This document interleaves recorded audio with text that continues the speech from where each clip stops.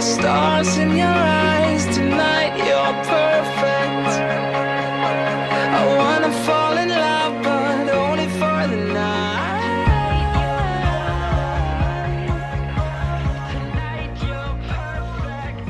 Only for the night.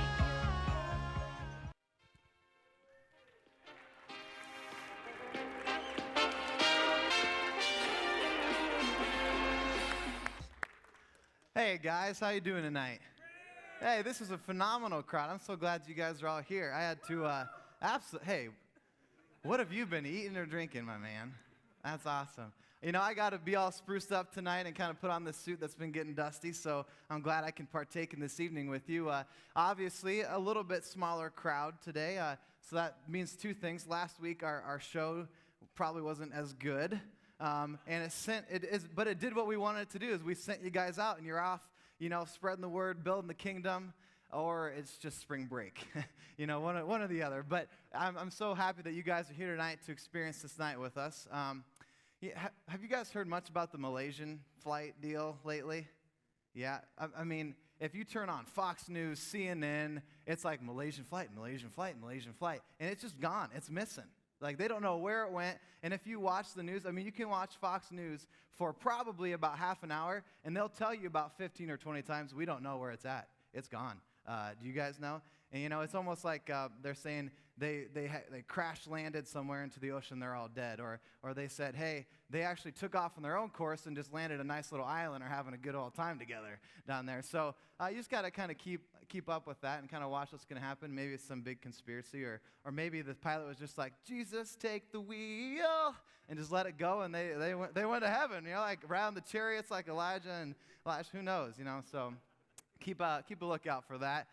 In other news, that Son of God movie's in theaters lately. You guys heard about that one? Yeah? Has anybody seen it yet?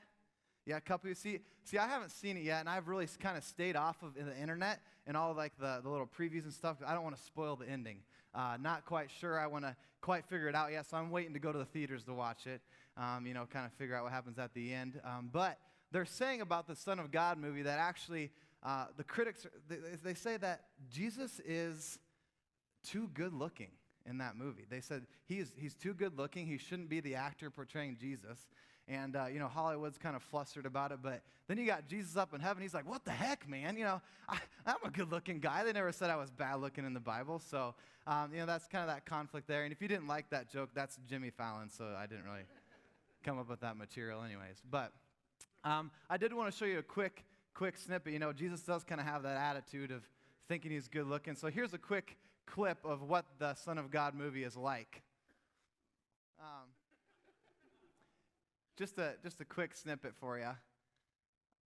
And Jesus has an attitude sometimes. I think we portray him in different ways and moments. But I kind of got to thinking, what would it be like if animals actually had some of Jesus' skills, like perhaps walking on water? You might come up with something like this: Jesus hyena, going so fast that he's flying across the water. But if you could see the bottom of that, it actually says the hyena is not as forgiving as Jesus. But sometimes if animals would have that, and I think sometimes we're like that flamingo, just flopping away from God, kind of doing our own thing, and maybe that's perhaps why bad things happen to good people. But we'll get to that later. But then again, I started thinking, what if some of the Bible characters were able to keep the skills, these miracles that God had them do? Like, what would happen with that? And so the first one, maybe if you went fishing with Moses, it might look kind of something like this. You're like, if it's Joshua, Joshua's like, Moses, seriously, I just want to catch a fish. And Moses just chuckling over there, having his bobber in the water and, thinking, hey, you're never going to get it, Joshua. You want to be the next leader, but you got a lot of work to do. I can split the water. But then, the opposite might happen too if you make Moses mad. Something like this. Just start splitting everything. You're reading the newspaper. Shrink. Moses, what? I'm angry, leave me alone, Or, even if he really wants to get you, maybe you're taking a drink of water and just splits the glass in half. Who knows? So just some interesting thoughts I've had this week while preparing for tonight. But in reminder, before we kind of start off with some of our first guests of the evening, a couple reminders for you. First of all, March 29. is the God Wild Marriage Conference, okay? So we want to keep encouraging you to get those tickets. They are on sale tonight for you and your wife, and that is coming up here real quick. So make sure you guys grab a couple for yourselves. Tell other people about it. We have some flyers if you need them, and you can also, maybe grab a couple tickets for someone else and give them away. Also coming up in April, on April 11, is our Night of Praise. And Night of Praise is something we're getting really, really excited about. We got the Central College Praise Band to come in, and that's going to be really neat, kind of that millennial generation take on it. But they are just phenomenal at what they do. And then we're going to cap it off the evening with Now Serving 7 as well. And that's going to be their final fiasco for us before they head to Chicago. So that night's going to consist of you coming in and praising God for this year, letting loose everything that you have on your heart. And we're going to try and help kind of bring you through the heart of worship.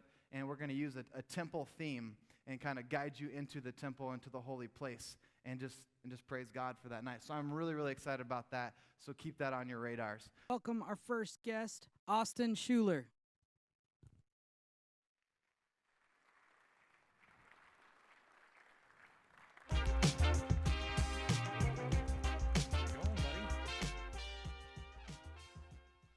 Austin.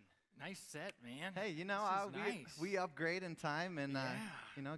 got the suit on, got the fly of the evening, this awesome TV. So. Yeah, I mean, congrats. I mean, this is awesome. Getting Thank your you. own show finally. Absolutely. I mean, So they kicked out the guy from last week. Well, it's all about ratings, and so when somebody is tanking it that bad, it's time to move on. And you know what I heard is that they like show hosts to have hair.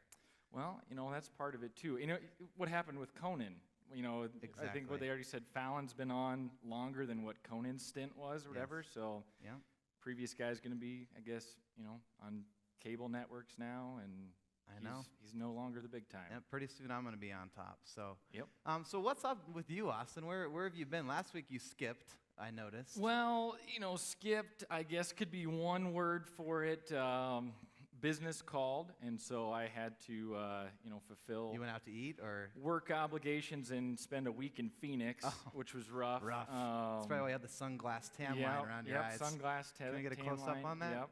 It was, it was rough. I think there was one day where it got so cold in my car from the air conditioning. In your car. That, I just had to turn it off, Did and you that know? got rough. Yeah, It did. That is really rough. It really did. Well, I'm freezing in my bachelor pad with a broken furnace. Yeah, so we were both freezing, just in different ways, I guess. So, Luxury, first world problems. Yep, it was. Hashtag.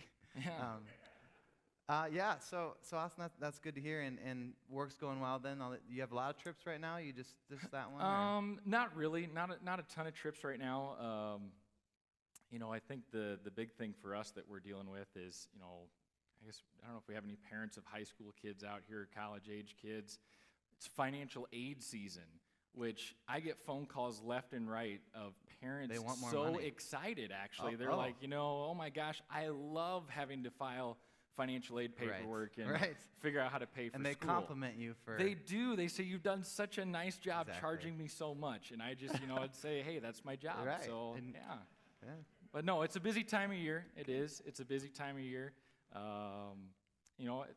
Shaking out your recruiting class and figuring out who's, going to be at Central, and then, Absolutely. reliving high school days again, where, rejection over and over and over again is also a part of it. Right, So, right. Well, we yeah. might as well put a plug in for you for those online and here tonight. Go Dutch. Go to Central College. That's right. So That's right. Life-changing. Exactly. Life-changing. It will You could change host your your own life. show. I mean, that's you never know where you'll go. There you go. So Austin, tonight we're going into this big question, and that's kind of why we have you here, is because of this big question. And that question is, why do bad things happen to good people? And I don't really know the answer, and I would hope that you do, because that's why I brought you on the show. But you might be feeling that way right now. I put you on the show. That's kind of a good thing, but a bad thing. And maybe you're feeling the pressure of what this crowd does with your peering eyes. And This could be the worst thing that has ever happened to me. Right. Sitting on your show. Right, just like the air conditioner. My show? Yeah. Well, we'll see if I make it to next week in the Okay. cut. But Austin, you're a good guy. I mean, you're a good guy. I've known you for quite a while. And you were my coach at Central and Vital Men. We had lots of coffees together. So you're a good guy. So how does it go in your life when bad things happen to you, or do they? You know, because you're this good guy. I mean, do bad things ever happen to you? Never. Ever? No. No, you're No you're life boundlessly. experiences to dwell on. Well, then, next person. Yeah, it's Who time out for the there- next guest. Who? Um, This is a horrible idea. No, I think that is a good question, and I knew that was kind of the topic for the month. Tackling some of these big questions, and that was kind of going to be the direction that we headed. A couple weeks ago, I wrote about it in reference to somebody else that had, some would even say is probably the most unlucky man alive. Yeah. And so I kind of even started putting it in perspective a little bit of like my own life experiences. And Yeah, what are those? I think We have big lots. things were like, well, I don't know that there's been one specific event that I'm like, oh my gosh, that is catastrophic or that's disastrous. But certainly would be things that I would say have been big challenges for me at different stages in my life. And a lot of them would probably be even in the last 5 to 10 years. So one of the first big ones was that came to mind right away is actually it was a senior in high school and had a very tight-knit group of friends, whatever. And they all had prom dates, and you didn't. Yeah, and that's where and that was that was the bad thing that You got happened. left was no out. date to prom and was left out. But no, actually, so one of my friends, his name was Zach, and he was a captain on the football team, and was sort of set to have this banner senior year. He was a linebacker, hard nosed, tough kid, and we were all going camping. Had a camping trip planned, and he actually had said, well, we went to pick him up, and he's like, I can't go. And we're like, why can't you go? And he says, well, actually, I've been having some tests run, and it turns out that I have this cancerous tumor in my Wow. brain. Wow. It's like, in the okay, brain. so, you're hitting us with that. And so, of course, we're sort of the eternal optimists. Okay, well, what's sort of the treatment plan? And he says, well, it turns out that this cancer is so rare, only 5 people worldwide had ever had this sort of combination. Wow. And it was inoperable, and, sort of like basically it said, I've got 10 months, guys, and then that's going to be it. So as a high schooler, how did you handle that? And knowing a young faith at that time and trying to answer questions of your own about the faith, like how did that did it rattle you? Did it? 100%. And I think with that tight-knit group of friends, there were 5 or 6 of us, and it was interesting not only to see the challenges that I had to deal with personally, but also how my friends dealt with it differently based on where they were at in their faith stages as well. Right. And so had one friend that basically, it was, we're going to deal with this with anger, and it's, this is unfair, and how could this happen to this kid? How could it happen to this group of friends? How could it happen to his mom and dad? Kind of all these different things. The big questions. And then kind of that other extreme too, where I think there was another friend that was basically like, this is sort of the prognosis that's been laid out, but we don't know how this is going to unfold over the next 10 months or the next year. Yeah. And so, I think for me, it was kind of like stuck in probably that hard gray area in between. Almost that pendulum of like floating back and forth of, well, you'd have days where you'd flare up and you'd see some of the challenges, as he laid in a hospital bed in Right. Iowa City and say like, my gosh, yeah, it was anger and, every other emotion you could think of. And did you ever feel yourself just blaming God? Like, God, this is your fault. Well, I think for me, where I found myself a little bit was almost asking the question of like, how could you allow this to happen? Sure. Not necessarily that God had created it, but how had God allowed that? Yeah. I think that was one of the big struggles that I faced. Yeah, and I think kind of similar to that, I had a moment in high school. Actually, my 8th grade year, not high school, but 8th grade year, I broke my foot twice. Right, and if you know me, I'm a sports fanatic. I played 3 sports in high school. I was active all the time. So in 8th grade, I broke my foot twice. Had to sit out a big part of basketball season, which was my love. And I remember when I was an 8th grader already saying, God, like, why are you doing this to me? Why? Are you and then sophomore year in high school, I'm the starting quarterback for the varsity team, and I break my foot the very first game of football. The very first game. So that's 3 breaks in 3 years. And I remember that was one of my lowest points, Austen. Yeah. I said, I almost gave up what I knew about God, because I was like, God, how dare you do this? Why would you ever take this away? And I blame you for it, God. This is your fault. And I said, I don't want anything to do with you anymore. I want to do my own thing and kind of go from there. I think sometimes just us in general, as men and as people, we just like to blame God. And so we kind of came up with this question from that, Austen, and that is this. Is it okay to be angry at God? Is it okay? So, but before we dig into it up here, we want to give you guys an opportunity online and out in the crowd to try and answer this yourself. So we're going to take a quick commercial break, and we're going to pop some stuff up on the screen for you to talk about at your tables. Or if you're online to talk about with yourself, look up Ephesians 4:26 through 27 and Genesis 18, verse 25. So you guys dig into that, and we'll be back in a bit. And we're back. So hopefully you guys had some good discussion there at your tables and kind of got that mind rolling on this topic as Austen and I are up here doing the same. So we're still at this point. Is it okay to be angry at God? But, actually to kind of figure this out, I know there's a bunch of Bible stories out there about, people being angry at God or situations happening and them kind of complaining about it. So in order to do that, Austen, I thought it'd be fun to play a little game. And you ever heard a catchphrase? I'm familiar. You're familiar. That means I might win, and that's a good thing. So we're going to head right over there, Austen, and play catchphrase. But here's the thing, Vital Men, is I actually need 2 volunteers tonight. I need 2 volunteers to play catchphrase with Austen and I, and know that one's on his team, one on my team, and the winner gets a little prize later. So who out there wants to play catchphrase? Catchphrase. No one's raising their hand. Got a few people. Brandon? Get on up here, okay? Get on up here. There's a chair right here if you can pick that up here. Andrew Adama, come on up. There's another chair. If you guys want to pick up your chairs, bring them right up front here, okay? And I'll kind of explain how this game's going to go. Andrew, you can pick one up in the front so you don't have to, do everything around. Okay, so we'll get Brandon over there and Austen. Austen, you can sit there. Andrew, over here. Yeah, all right. Okay, so this is a do or die matter, all right? So everyone in the crowd online at the table, this is how we're going to play. I don't actually have a real catchphrase machine, so we're going to act like this is the machine, and once you get it, you can look at the card, okay? And Kyle's got the buzzer and the time going, okay? So Brandon and I are on a team. Austen and Andrew are on a team. Okay? So once you get it, you pass the stack to the next person. The person that has a stack in their hand, when the buzzer goes off, the other team gets a point. Okay, so you want to try pass it around as quick as possible. Now, these are situations and things from the Bible. So really, we got to figure out who has the best Bible memory, which is probably me. But we'll go on from there. So I'll let you start, Austen. You and your team. So you're just gonna flip up that first card, and I won't look. But you cannot rhyme. You cannot act it out. You've just got to use descriptive words, and you cannot say the thing on the card. Everybody good with catchphrase? All right, here we go, Kyle. Let's play. Okay, so Satan, I'm playing with you, not you. Okay, so no, you go for that, yeah. So God allowed Satan to have boils on this guy's feet from the bottom up. Nope, try again. There's a book in the Bible named after him. He may be the most unlucky biblical character alive. I know.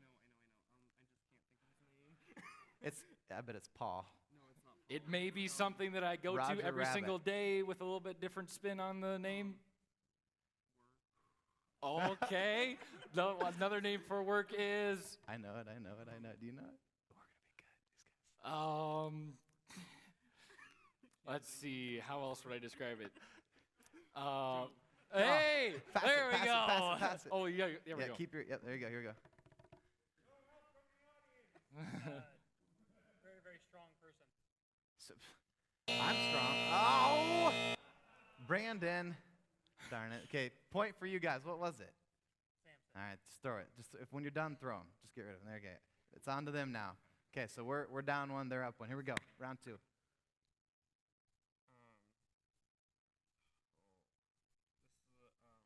Isaac did this. He, I don't know Isaac actually. He led his son to this, and God, he was gonna kill him. Abraham? Yeah, it's Abram. But he did what to his son? He was gonna Sacrifice him? Oh, yeah. All right, next Oh. one. Hey, now. This is another name for Satan. Not Beelzebub, but... No, a different name than that. It was his heavenly name when he was an angel. And if you can't get this, I'm throwing you off the team. Pressure. Yeah. It's cutthroat. It rhymes with, I know we can't rhyme, but I'm going to because it's my show. It rhymes with Pucifer. Oh my Lucifer, good. goodness. Oh my goodness. Well, Anything you gotta do for what you a gotta do win. to win, yeah. You must have graduated from PC. Whoa. Okay, so the Israelites would have put this around their door to protect them from the angel of death. Okay, but it was the blood of what animal? Okay, kind of. What would be? Yes, you're on the right. So that's our point. Yep. That's our point. All right, so this means last round, winner here All the gets marbles. all the marbles. All right? So Are here there we go. actually marbles? There's numerous marbles. Okay, good. And you can have them. All right, here we go. Kyle time. Ready, go. Can I get a different one? Just work it. Work it with me. I made these. I know every single one that's on there. It rhymes with Ahab. Ahab. Rahab? No, it's You can't rhyme. That's cheating. following by example. Do you know who this is? No, Is it one or two people? 2 people. Oh, okay. That's the sons of Aaron. It's Abihu, and I don't remember the other guy's name. Pass. Next You one. wrote Yeah, I these? wrote these. Pass it. Pass. Next one. Go to the next one. Uh-huh. The planet that we're on, Earth. and you eat, you chew, you. Spit. No. I eat, I chew, I swallow. Correct. All right. Yeah, next one. We win! Really? Woo! All right. I feel like this game was rigged. Not at all. Hey, Andrew, great job. Thank you, Brandon, for tonight. All right. So we'll let catchphrase keep its time there, and we'll come back to the center here.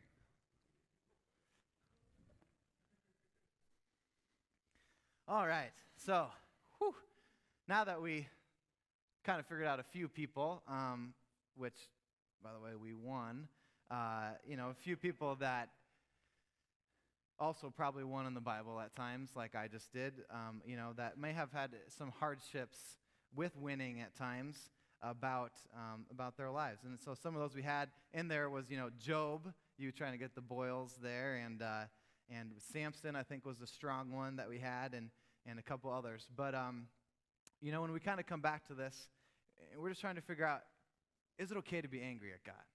And Job, I think, is a great example of that because he was tested time and time and time again. And, I think sometimes we get the question, too, is it okay to be angry as Christians? Because sometimes, I've actually had some friends who aren't Christians ask me that, like, are you allowed to be angry? Are you allowed to be angry? And, one verse that I came up with, Austen, was Ephesians 4, verse 26. And it said this, it said, be angry and do not sin. Do not let the sun go down on your anger and give no opportunity to the devil. And this is Paul writing it there. And, he says, be angry and do not sin. He doesn't say don't be angry. Mm-hmm. He says do not sin. So I think there's a difference there. What do you think about that difference, about being angry and maybe sinning because of anger? Yeah, I think that's a tough question. And I think maybe for me, the roots probably lie with, is your anger an expression of your, is it an emotional expression?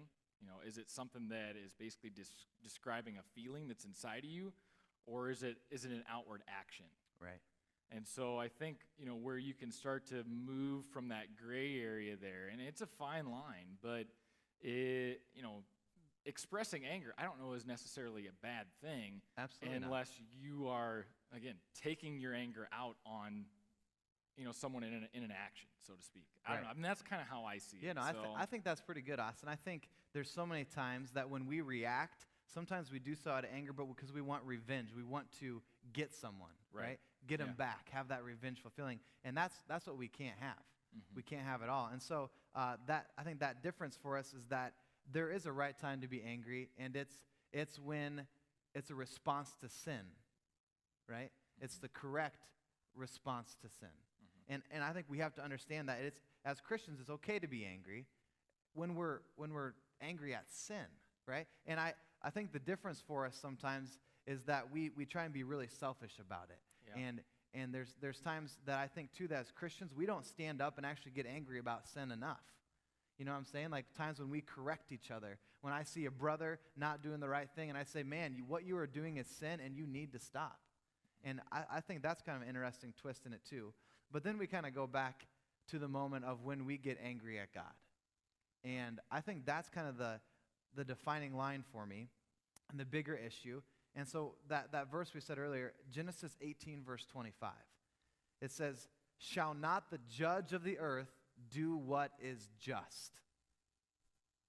And it's kind of straightforward. Shall not the judge of the earth do what is just? And I think did you have a verse from Job that you had noted too?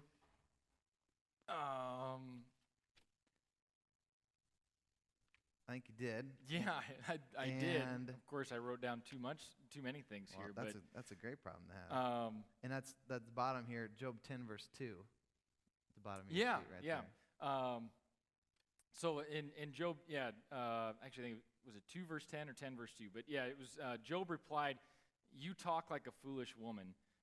Should we accept only good things from the hand of God and never anything bad?" So in all this, Job said nothing wrong. Right, and I think that's what really slapped me in the face when I read that once, especially in my situation with my broken foot so many times. Should we accept only good things from the hand of God and never anything bad?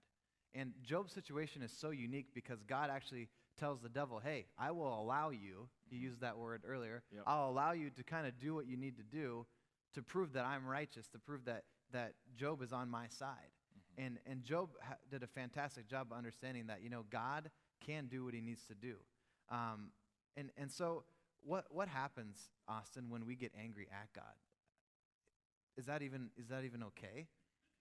I mean, I don't think that it's okay. And why is that? I think that it kind of comes back to, again, of, that same question that I think that, I asked and my friends asked, in Zach's situation of almost like that God was creating this sin. Yeah. He's allowed it to happen, or that he's the causal effect behind it.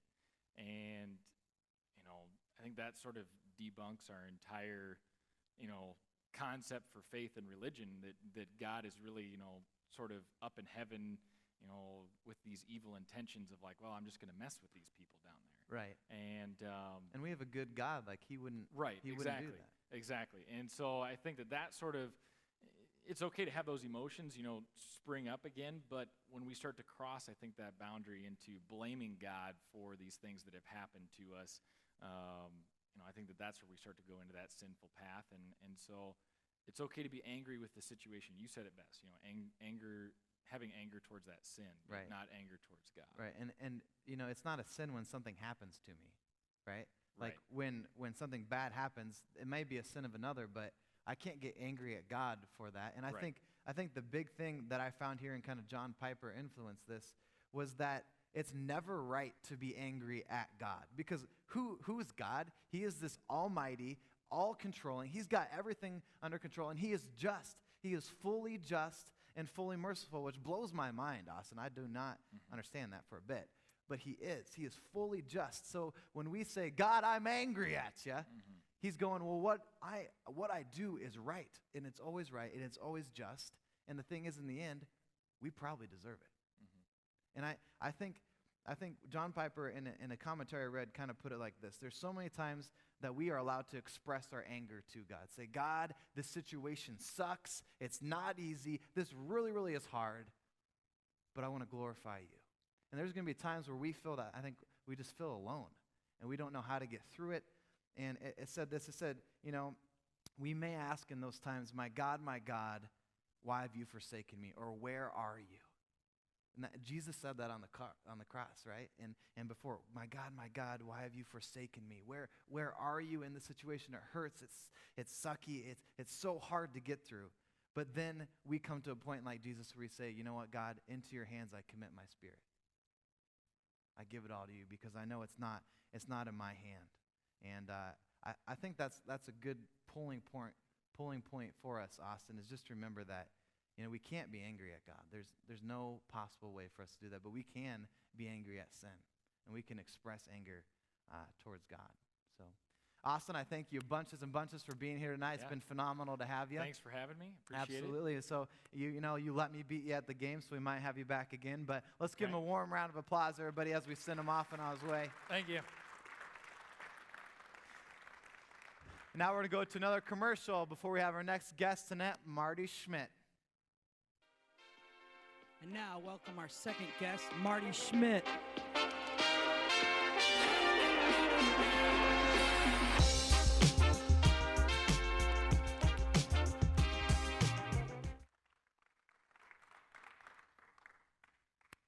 Marty Schmidt.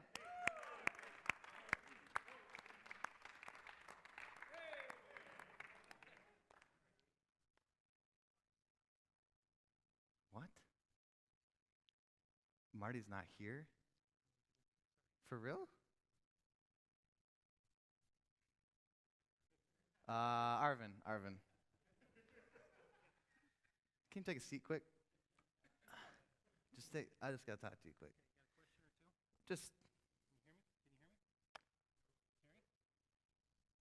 See? All right. We gotta talk quick, Arvin. I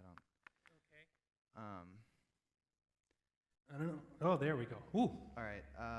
So you're the guy that's kind of in charge. Well, in the back. I usually kind of In the I'm in the back. back. I like to stay But back. right now you're up front, Yeah. and I need you to be in charge right now. I'm a little more comfortable in the I back. know, but I need you to be in charge right now because Marty's not here. Marty's funny. Marty is. You know, he wears are- funny shoes. are you and- funny? No. Okay. Not funny. That's Well, we'll why just, I'm usually in the back. we'll kind of keep. Well, all right. So Count- here's what. counting the money. I'm- writing the checks. Okay, I'm gonna need you to do this for me Okay. here. I need you to buckle up your seatbelt, your big boy pants here, 'Kay. and kind of go through this with me a little bit. What are we talking about tonight? Yeah. All right. Did you hear anything Austen and I talked about? Yeah, I paid Okay. attention. So it's Yeah. because I heard usually somebody you're in the scream back. Job. Yeah. I just heard Job from Job. the back. Yeah. Yeah. Job. He's a good guy. So here's the question Okay. I asked, and if you can answer this, I'll kind of let you go on. Otherwise, I'm going to pick a rando out there. Is it okay to be angry at God? That's quite a question. What would be your answer to that? I would say you can be angry at God. I don't think it's okay. It's not Under, okay. No, under any So, circumstance. Really, you're not answering the question. Is It what's is going not okay to be Okay. angry at God. on. All right, there we go. All right, so you So- were kind of listening, okay. and maybe we can go on here a little bit. So are you in for the ride? Sure. Let's go for Sure. it. So we're going to review here just a little bit. Okay. Our question of the night is this one: why do bad things happen to good people? And that's a really loaded question. Yep. We talked about being angry at God a little bit, kind of how some of that happens, and I think I want to move forward a little bit more and kind of break it down piece by piece. Okay. But before we do, I have to put you through one more test. Okay. And that's playing the Would You Rather game. Okay. Are you ready? I would rather be in the back. Yeah. That time's over. Yeah, okay. It's prime time. So, we got a handy set of questions here for you, Arvin. Okay. Now, this has two situations on it, and really you have to tell me which you would rather do. And these are biblical situations of bad things happening to good people. Okay. And you just got to pick your bad end. Here's the first one, Arvin. Would you rather be shot for your faith and die, or be tortured and live to tell about the experience? I'm going to pick A. Shot. You'd rather be shot and die. Mm-hmm. Quick and easy. All right. Would you rather be thrown in the lion's den like Daniel, Okay. but you die, Ooh. or the burning furnace like his friends and you die? Now, in both of those situations, they didn't die. But you do because you're not them. Okay. Let's Not- go in the really hot furnace. Really, just yeah, the quick and easy, just lions chewing, that takes too No, long. you're right. Just disintegration. Yeah. Good. All right. Would you rather wander in the desert for 40 years or be stranded on an island for the last 20 years of your life and die? Ooh. Moses? A lot of death here. Um, You got to remember Moses. He can really mess you up. He splits the water when you're yeah. trying to fish. Let's go. Let's my retirement years on the island of On the Patmos. island. Yeah. This I forgot to say. The island is infested with just big spiders. Okay, bad choice, but Yeah, you too got to late. stick with it. Too late. Would you rather be captured by the Babylonians or the Assyrians? Babylonians. The Babylonians. You understand what they do to people, right? No. Exactly. Would you rather get swallowed by a whale or endure the 10 plagues? Let's go. Let's spend some time in the belly of In the the whale. belly. Yeah. Do you know, understand what that thing eats? Oh, yeah. And the acidic acid Yeah. down there, and Be nasty. the whale. It's really dark too. So that's why I'd be on the island by myself the last 20 years. You get thrown up. All right, last one of the night. Good, Let's see if it's good. passed the test or not. And hopefully your wife's not listening to this one. Would you rather have leprosy or cooties and never be able to marry ever because they ruin you forever and everyone runs away from you yelling, "He's got cooties"? Yeah, leper. Let's be a leper. Leper. Yeah. Easy. Unclean. Jesus, Unclean. Unclean instead of cooties. Yeah. But all right, Arvin, now that we're kind of on the same page here and you Okay. understand some situations, I know where you might go with this conversation as well. Let's talk about our first question of the evening with the big question: why do bad things happen to good people? And Okay. I want to break it down and kind of figure out what are bad things actually, or Okay. are bad things actually bad?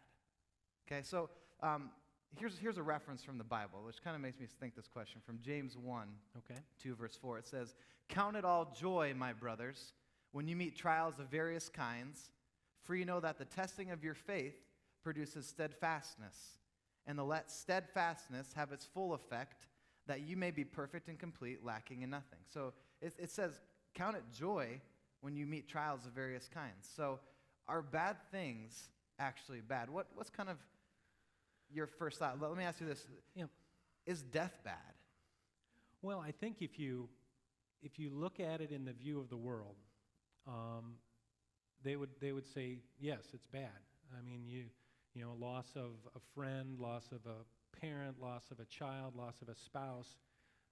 You know, you would consider those all bad things. Now, we as Christians have hope, and if you actually look at, you know, the whole process of sanctification, Sure. whereby God and we working in that are trying to become more and more Christ-like throughout our life, that on that road to sanctification, death is actually the final stage. Absolutely.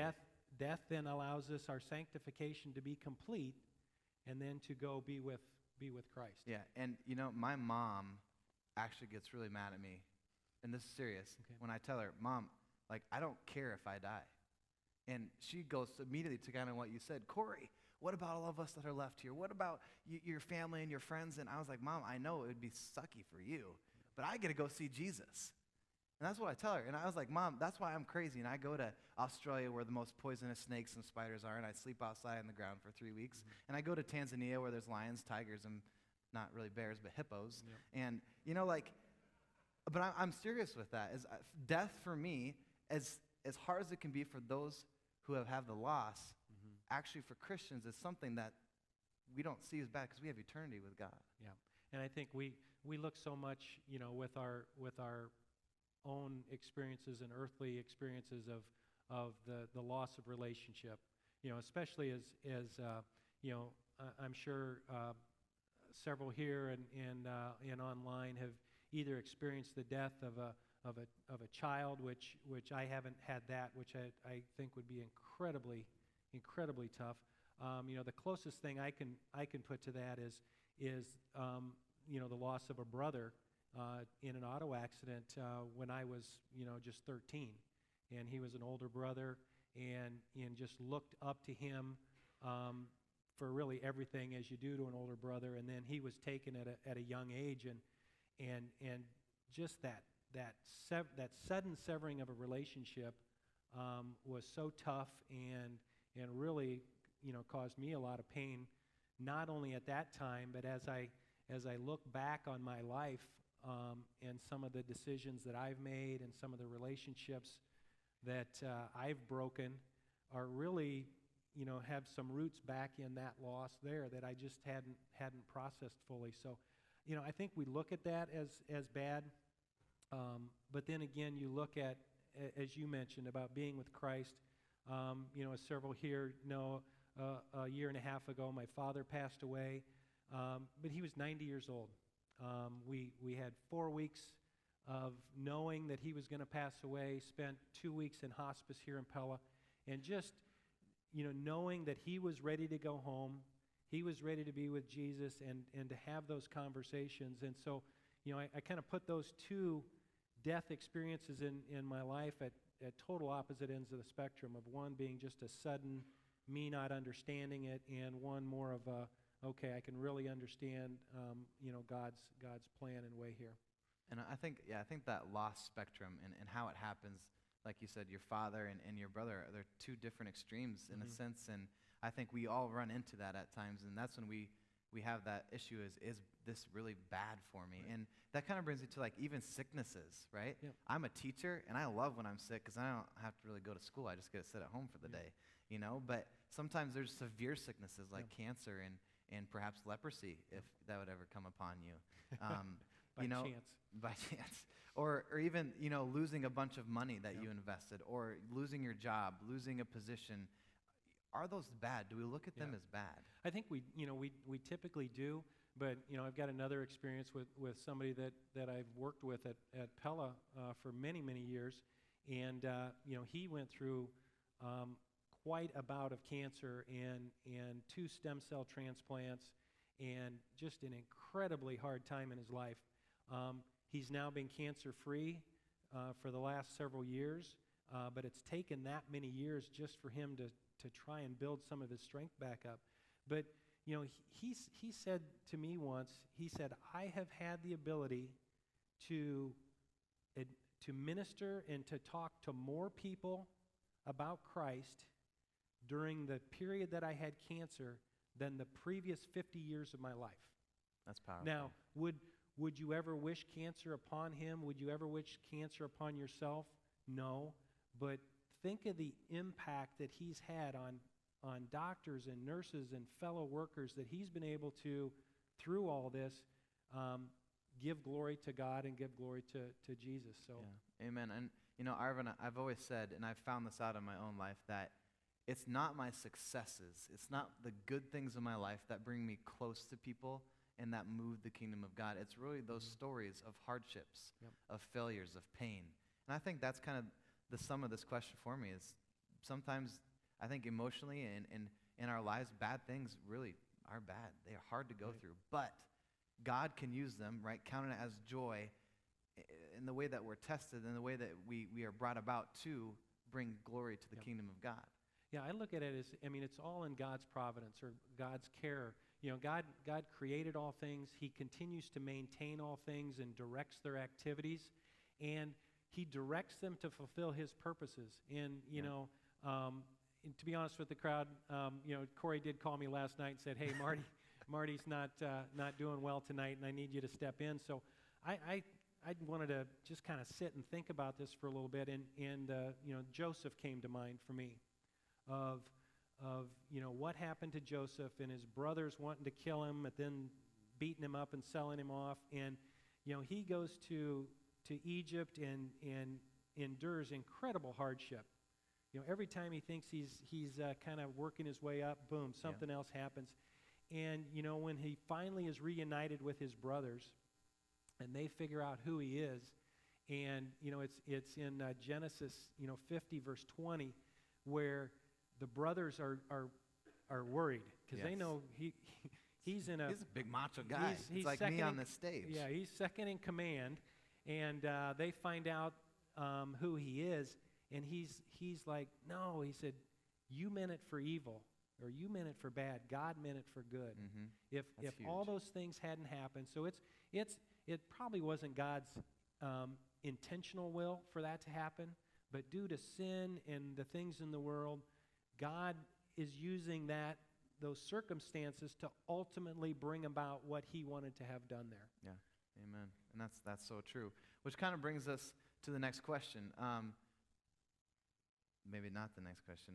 So there we go. Okay. So why do bad things happen at all? Okay? And so before we answer, I want to again let the crowd, those online, have a chance answering this themselves. So we're going to have 5 minutes for the table time right here, and we're going to go commercial break, and you guys can tackle this question with some scriptures.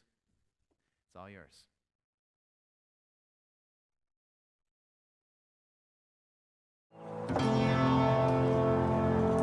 And we're back. So, Vado men, thank you very much for your table discussions. Looks like they're going fantastic, but we got to keep the night rolling, and this show is on a time frame to get us to heaven real soon. So, so we were on the question, why do bad things happen? Why do bad things happen just in general? And you guys had some different scriptures at your table to kind of plug away at, kind of get those brains going, and then online as well. But, you know, Arvin, for me, in my own life, I see bad things happening to me almost like a boomerang, right? I go out there, I do my own thing, and whoosh, comes back and hits me in the face. And lots of times bad things happen because of me. Right. I'm the one creating the bad things. And I think sometimes we take it for granted again earlier when I was saying, you know, God, it's your fault, it's your fault. But really, God, I kind of did my part too. And there's some verses here that I just want to read for you guys and diagnose quickly. You know, I'm going to start just with 1 Corinthians 10, verse 13. And it says this, "No temptation has overtaken you that is not common to man. God is faithful, and he will not let you be tempted beyond your ability. But with the temptation, he will also provide the way of escape, that you may be able to endure it." So that's really an interesting kind of a roller coaster there that is written for us. But, you know, no temptation has overtaken you that is not common to man. So really, Paul there is saying, like, hey, you guys, these temptations, they're not new. They've been around. But when you fall into sin, he's saying bad things happen. Bad things happen to you. And the way that I've kind of always understood it, as he says there near the end, he'll provide the way of escape. Because sometimes we get on that full force ride of, man, bad thing after bad thing after bad thing, and I keep choosing the wrong way, and I fall into the same temptation over and over and over and over again. But then God, for me, will give you a way out. And that, it's almost like, for me, it's a roadblock. Yep. It's like you're running your own race, and then poof, there's that roadblock in front of you, and all of a sudden God's saying, come back to me. Come back to me. And you have the choice in that moment to turn back to God or keep going down your own path and those same temptations, right? And, I mean, Arvin, I'm a young guy, but I mean, I have struggled in that way a lot before. And, you know, so why do bad things happen? Sometimes it's my fault because I fall into temptation. Yeah, I think it's a result of sin. Not only sin in our lives and in the choices we make, but we live in a sinful, broken world. And so, as you had mentioned earlier, it may not be, something bad can happen to you, might not be the result of anything you did, it might be the sin of another person. Absolutely. And because we're in a sinful world, those things happen. Absolutely. And another thing I remember from the Bible and commentaries I've read is saying that, the amazing thing about Jesus is that he was tempted in every single way that we were, but he was perfect. Yep. So that makes me feel normal too, that me doing bad things, it's my fault, but Jesus was tempted too. It wasn't just an easy life for him. Right. And you think of the fasting with the devil in the desert and all those different things. But I also see, again, that idea that bad things aren't always bad. And, why do bad things happen? I think we're getting to the point of it's kind of our fault. We choose to sin. But then Romans 5, 3-5 says this. It says, more than that, we rejoice in our sufferings, knowing that suffering produces endurance, and endurance produces character, and character produces hope, and hope does not put us to shame. Because God's love has been poured out into our hearts through the Holy Spirit who has been given to us. And I think that's another reminder is that when bad things happen, sometimes it's to develop our character. Because we're at a spot in our life, and whatever's going around us or what we have chosen our own past, all of a sudden God comes in and he says, I'm going to use this for my glory, and I'm going to transform you. And that process to me here in Romans is amazing. That suffering produces endurance, so to endure the world, to produce character, become a better me. And then what does that do? It produces hope. Hope for what? For God's love to be poured out all the time. And that process can't happen unless there's suffering, unless there's bad things that occur. Right. It parallels a lot of other things in life about either suffering that you have to go through or training that you have to go to build endurance. For physical type activities, it's the same.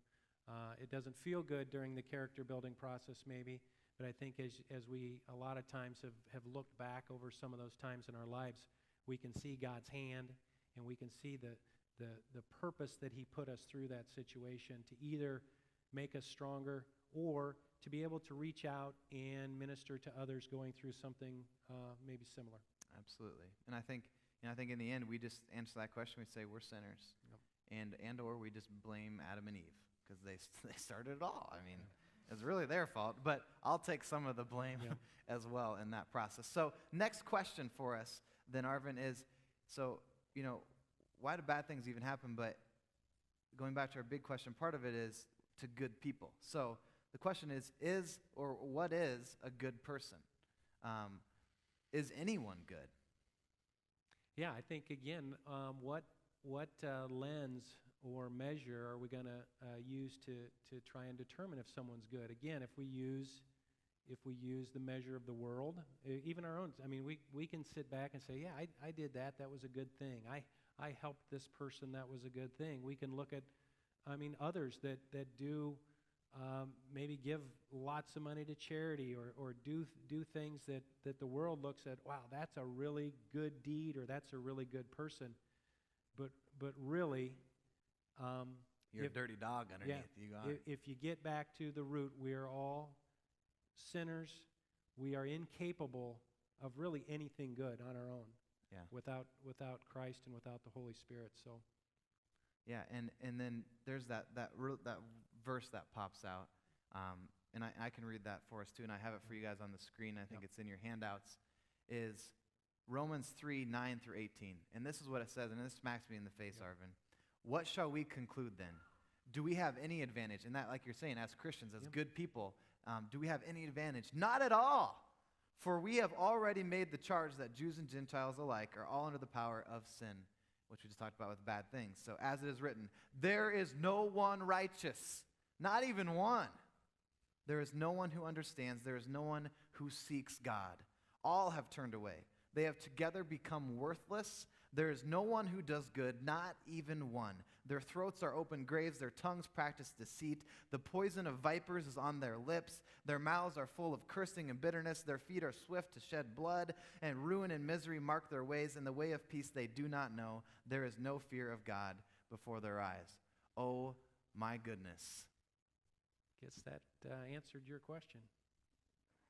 That makes me feel pretty pathetic, Arvin. Yeah. I mean, straight up, there's not even one and I'd like to think I'm a good guy, but this makes me think I'm pretty dirty. Yeah, I think Paul, in his letter there to the Romans, is basically making sure that they understand that on our own, there's nothing we can do. Yeah. It is only by the grace of God and only through his power that we have the ability to do anything that would be considered good. Yeah. And then it's God, it's not us. Yep, and I think that's the big switch for us. Yeah. It's not by my power. Right. It's by God's. And and it's so hard for us to understand that. I mean, a lot of these questions that we're dealing with is, I can't get my head around these things, and there are a lot of questions that we're not going to even understand or know in this life.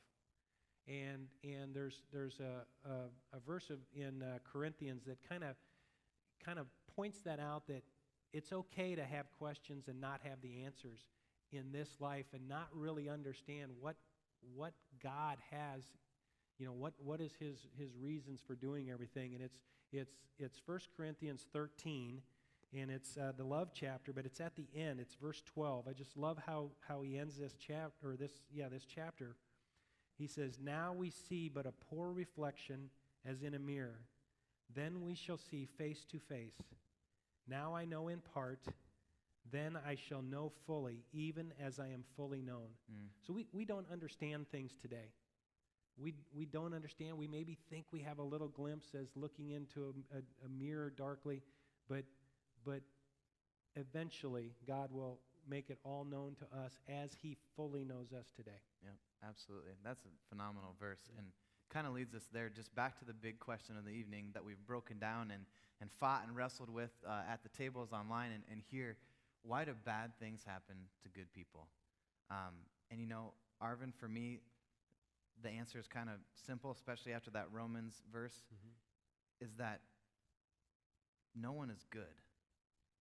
No one's good. So you can't say, why do bad things happen to good people? Because no one is good. In a sense, we all deserve something.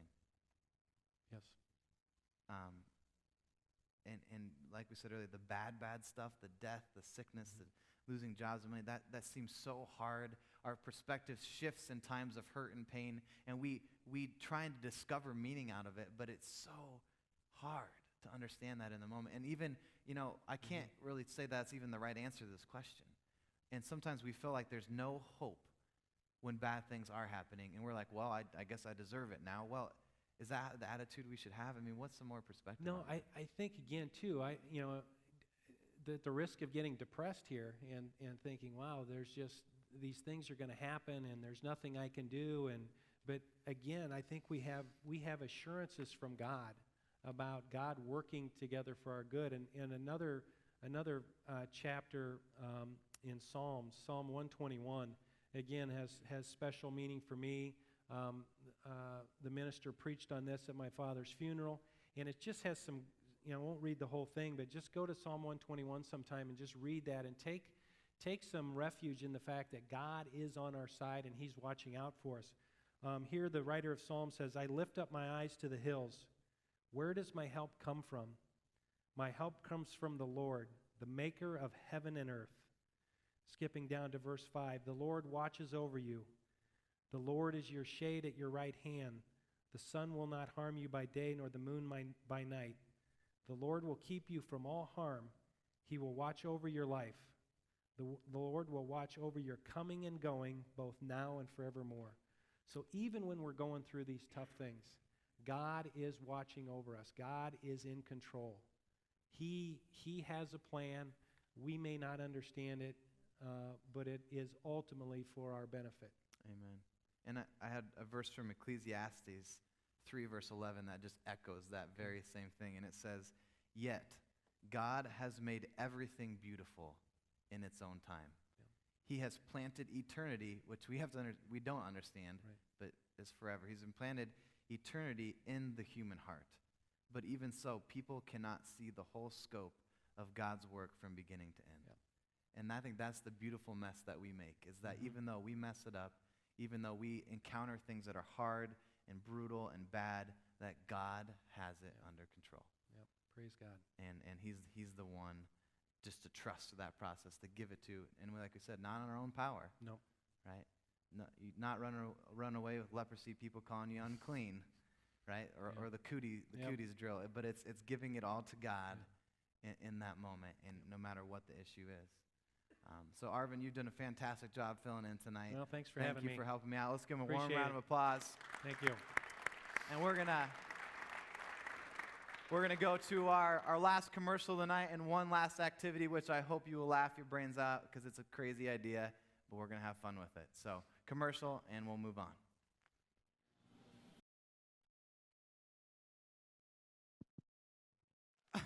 All right, so this next thing here kind of reminds me of why bad things happen to good people, and Austen was the only one crazy enough to do it with me. So this is going to be really interesting. This is something that Jimmy Fallon does on the night show. It is called Egg Russian Roulette. And how it happens is that there is a dozen eggs in this carton, and 8 of them are hard-boiled. 4 are raw. So in order to win this game, well, the loser more so has, when they hit 2 raw eggs on their head, you lose. So the first person to hit 2 raw eggs on their head loses. So This is going to be quite a throw. I have no clue what's going to happen. Mike Redmond already told me not to break or damage anything. And my hair was looking good, but it's about to get a little crappy. So this is what we call egg Russian roulette, and kind of going off the theme of why bad things can happen to good people, and it's by crazy ideas like this. So, Austin, would you like to go first? How about you go first? All right. My odds better that way. Okay. Let's keep the shrapnel down. And if you touch an egg, you have to take it. I tried this last night.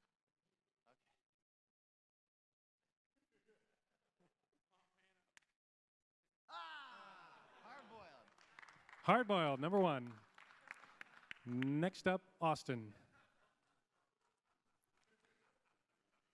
He selects egg number 9. I feel confident about this one. I really do. You said you couldn't tell last night? No, I tried it. So just a 1 and a 2 and a hard boiled. Hey.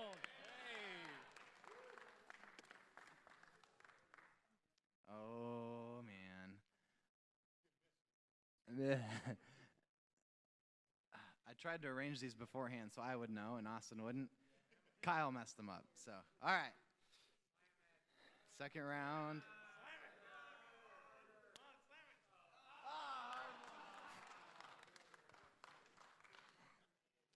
Okay. That does not look good.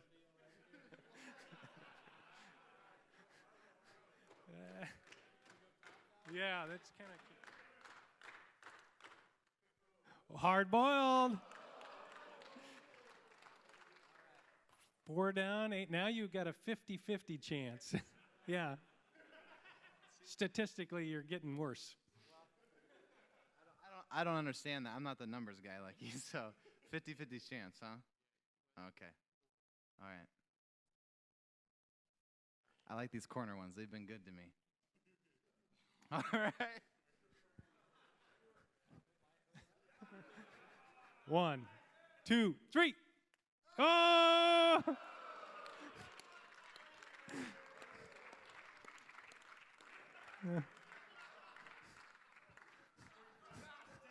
The score, Cory 1, Austen 0. Oh, this is, yeah. No.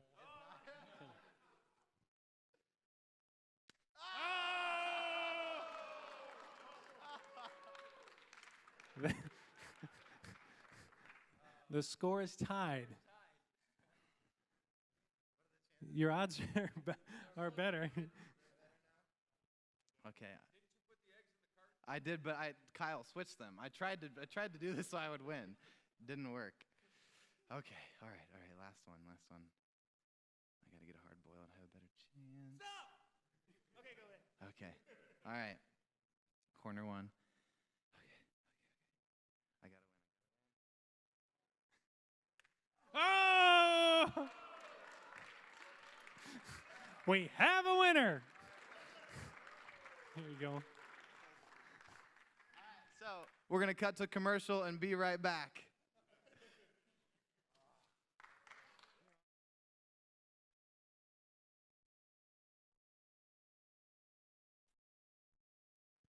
All right, guys. Hopefully you had a bunch of fun with me tonight. I know I did. Thank you all for coming out and us just trying to tackling big questions like that. And again, I know at the heart of it, bad things do happen, and they've happened to all of us. And I think that's what unites us as brothers in Christ, and it gives us weight to our story. And so I hope that tonight you saw that whether good or bad things happen in your life, all the glory goes to Christ. And that in the midst of it, you can have a little bit of fun doing it. So thank you for you all being here tonight. Remember, God Wild Marriage Conference on the 29th, April 11th for Night of Praise. And you guys have a fantastic rest of your evening. Have a good one.